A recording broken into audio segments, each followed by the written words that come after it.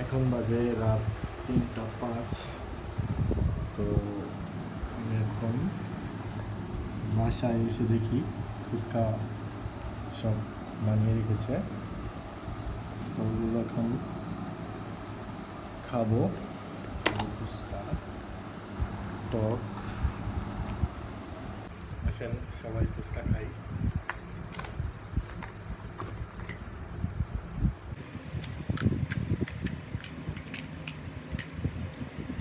একটু আলু দিলাম।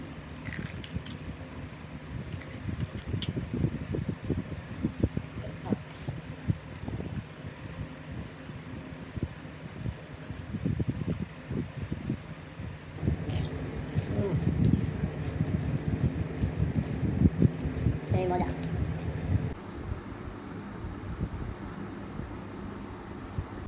সেই মজা।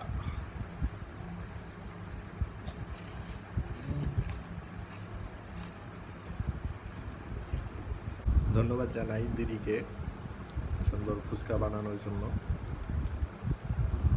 দিদি আজকে চলে গেছে